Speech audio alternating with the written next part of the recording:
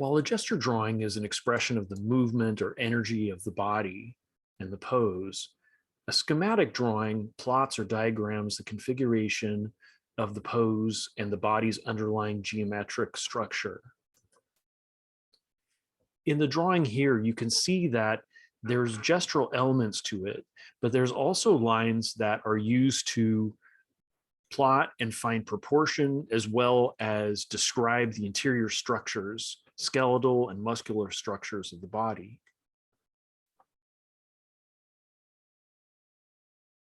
These are generally quickly done drawings in a similar sense that gesture drawings are, but then they slow down and spend time to really look at and focus on proportion and trying to find the anatomy and underlying structure underneath the drawing.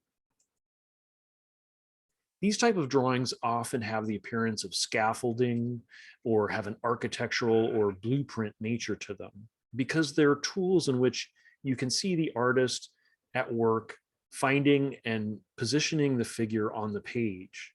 The lines in this drawing, all of those vertical lines, we call them plumb lines, those are the those lines represent the artist trying to find as they're drawing where features are lining up and place them in correct placing on the page. You can see the outside lines on this drawing. Those hard lines are done trying to see what lines up with what in the figure. These lines, though, are always done organically. Don't use a ruler. Always use freehand drawing.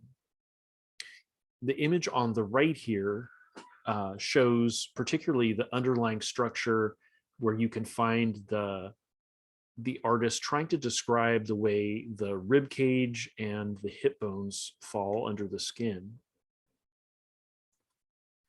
In order to do this type of drawing, you need to use something called sight measuring from the figure. And what's important about this is partly that you're using vertical and horizontal lines like your pencil to hold up and compare with the model as you're looking at the model. You can see on figure A that the pencil is lining up. The artist is clearly trying to line up what features fall into line between the calf muscle and the neck. Or in figure B, they're trying to find the axis of the hips. When you're doing using a sighting technique for a live pose, you can use your pencil, and it's a very simple and effective way of finding proportions on the figure. You need to extend your arm fully and close one eye in order to be able to do this.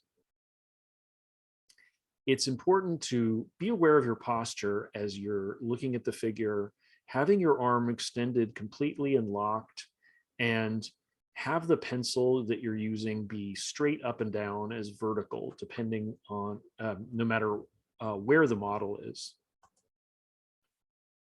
This is very useful when you're measuring. For example, in this diagram, the artist is measuring the head and using that as a unit of measure by placing his thumb up on the pencil. Now, with that unit of measure, the artist can understand that this head would take about 8 heads piled on top of each other to make the full figure. And this way of measuring can be used with any part of the body.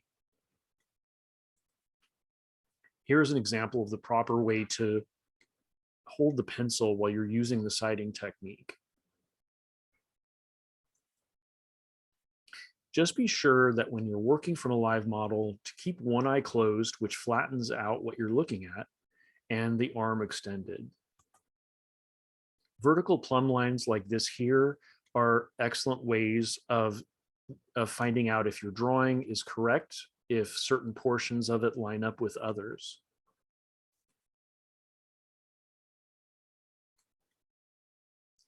There are other measurements you can take, or angles, trying to find, for example, here, the angle that you find between the elbow and the side of this model's head, and you can see on the right in that blue um, line that this is where the artist used that sighting method to find the correct angle and apply that to their drawing.